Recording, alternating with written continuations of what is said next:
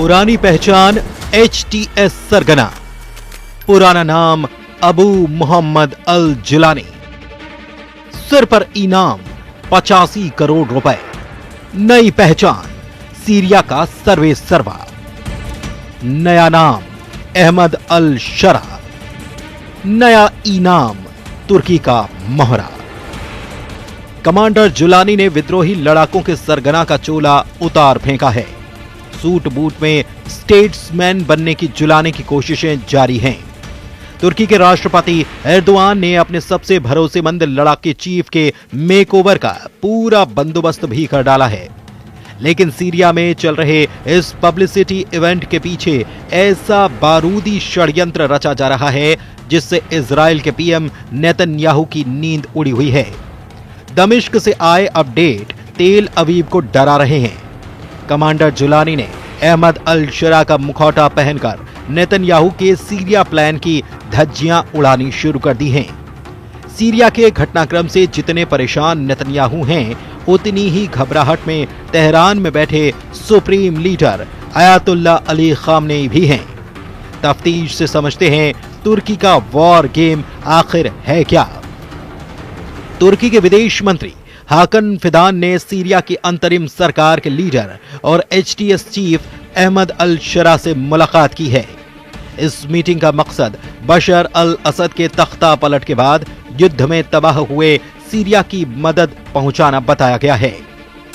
22 दिसंबर को सीरिया की राजधानी दमिश्क में तुर्की के विदेश मंत्री हाकन फिदान ने सीरिया पर लगे सभी अंतर्राष्ट्रीय प्रतिबंधों को हटाने की अपील की है। सीरिया पर कुछ प्रतिबंध साल 1970 से लागू हैं, जिन्हें तत्काल हटाने की अपील कमांडर जुलानी ने भी की है।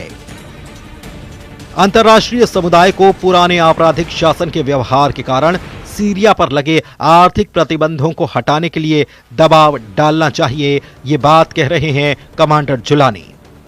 वो कह रहे हैं जिसने अपने लोगों को मार डाला, जिसके कारण आर्थिक प्रतिबंध लगे, लेकिन आज वो जल्लाद चला गया है और पीड़ित अब भी देश में मौजूद हैं। इसलिए ऐसे नियमों में पीड़ितों को शामिल नहीं किया जाना चाहिए। इसीलिए जब बहाना खत्म हो जाए तो सीरिया पर से प्रतिबंध हटा लिए जाने चाहिए।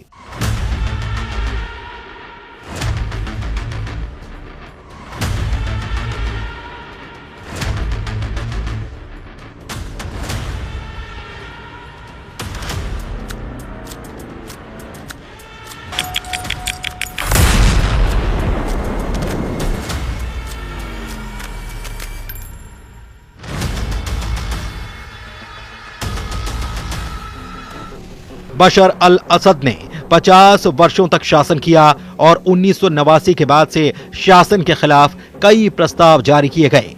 इसलिए एक बार जब ये शासन समाप्त हो जाता है तो ऐसे प्रतिबंधों को हटाने के लिए गतिशीलता लागू की जानी चाहिए, ताकि हम इस देश को उचित और सही तरीके से चला पाएं। हम जितना संभव हो सीरियाई लोगों की पीड़ा को कम कर पाएं। ये बात कमांडर जुलानी ने कही है। जुलानी को एर्दोआन इंटरनेशनल खिलाड़ी बना रहे हैं। जुलानी के जरिए अमेरिका को साध रहे हैं। जुलानी ही एर्दोआन को सीरिया का सुल्तान बना सकता है, मगर ये न तो नेतन्याहू को मंजूर है और न ही अयातुल्ला अली खामनेई को।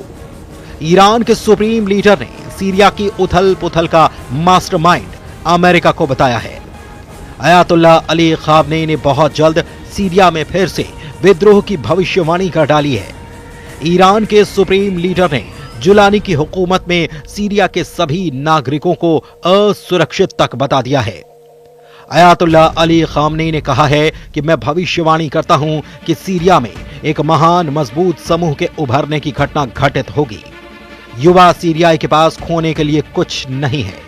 उसका विश्वविद्यालय असुरक्षित है, उसका स्कूल असुरक्षित है, उसका घर असुरक्षित है, उसकी सड़क असुरक्षित है और उसका जीवन भी असुरक्षित है।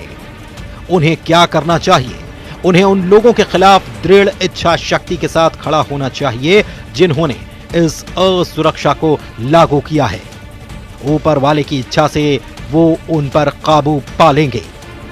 जिस खतरे को कल तक नेतन्याहू बयां कर रहे थे, उसे अब ईरान के supreme leader Ayatollah Ali Khamenei भी दोहराने लगे हैं। दोनों देशों की टेंशन सीरिया के केमिकल हथियार है। साथ ही तुर्की आर्मी ने अगर सीरिया को विद्रोहियों को अपने विनाशकारी हथियारों की सप्लाई शुरू कर दी तो फाइटर ग्रुप इजराइल पर भी टूट पड़ेंगे। इजराइल के रक्षा थिंक टैंक ने तुर्की से जुलानी की बढ़ती नजदीकियों को अरब वर्ल्ड के लिए नुकसानदेह होने का अनुमान लगाया है, जिसमें सबसे महत्वपूर्ण बात तुर्की सीरिया के विद्रोही बलों को हथियार देने का फैसला करना बताया जा रहा है। तुर्की के विदेश मंत्री ने दमिश्क विजिट में यह साफ कर दिया कि तुर्की सीरिया के कुर्द लड़ाकों का सफाया करने तक नहीं रुकेगा। इस युद्ध में तुर्की का साथ दे रहे कमांडर जुलानी के ग्रुप और सीरियन नेशनल आर्मी के फाइटर तुर्की के हथियारों से ही कुर्दों को मारेंगे। तुर्की के विदेश मंत्री का कहना है कि वर्तमान में पीकेके वाईपीजी सीरियाई भूमि के 1/3 हिस्से को नियंत्रित करते हैं। अवैध रूप से ये देश के ऊर्जा भंडार पर बैठे हैं। ये सीरियाई लोगों का धन चुरा रहे हैं और इन्होंने इस क्षेत्र को पीकेके सदस्यों और तुर्की, ईरान, इराक और यूरोप से आए सुदूर वामपंथी समूहों के साथ आतंक के गढ़ में इसे तब्दील किया है। अंतर्राष्ट्रीय समुदाय इस अराजकता पर अपनी आंखें मूंद रहा है, क्योंकि वो आईएस के खिलाफ वार्डनशिप प्रदान करते हैं। सीरिया का नया घमासान में कौन किस तरफ खड़ा है, इसे भी जानना जरूरी है। बशर अल असद के भाग जाने के बाद सीरिया में कमांडर जुलानी की हुकूमत है। तुर्की कमांडर जुलानी से कुर्द लड़ाकों के खात्मे को करवाना चाहते हैं। इस पूरे ऑपरेशन में तुर्की सीरियन नेशनल आर्मी के लड़ाकों को साथ लेकर आगे बढ़ रहा है। वहीं अमेरिका सीरिया के कुर्द लड़ाकों का सहयोगी है, जिन्होंने अमेरिका के साथ मिलकर आतंकी संगठन आईएसआईएस से लंबी लड़ाई लड़ी है। इजराइल सीरिया में हिजबुल्लाह और आईएसआईएस ब्रिगेड को मार रहा है। इजराइल का मकसद सीरिया के अहम मोर्चे पर मौजूदगी बनाए रखना है। ईरान को सीरिया में तुर्की की अघोषित तानाशाही बर्दाश्त नहीं है। ईरान सीरिया में दोबारा बशर की वापसी का पक्षधर है। फिलहाल तुर्की के राष्ट्रपति के सारे दांव सीरिया में चल रहे हैं, मगर अमेरिका इन सब की काट बन सकता है, क्योंकि प्रेसिडेंट ट्रंप को तुर्की के राष्ट्रपति एर्दोआन पर रत्ती भर भी भरोसा नहीं है। डोनाल्ड ट्रंप ने नाटो फोर्स से तुर्की को हट जाने की वकालत भी कर रखी है। अमेरिका को दूसरा खतरा इस बात का है कि तुर्की सीरिया में पैर जमाने के बाद प्रॉक्सी ग्रुप से इजराइल पर हमले करवा सकता है, क्योंकि इजराइल की सेना ने सीरिया के गोलान हाइट पर कब्जा जमा रखा है। इजराइल लगातार सीरिया पर बमबारी भी कर रहा है। इजराइल का कट्टर दुश्मन तुर्की इसी वजह से जल्द पूरे सीरिया पर कंट्रोल कर लेना चाहता है।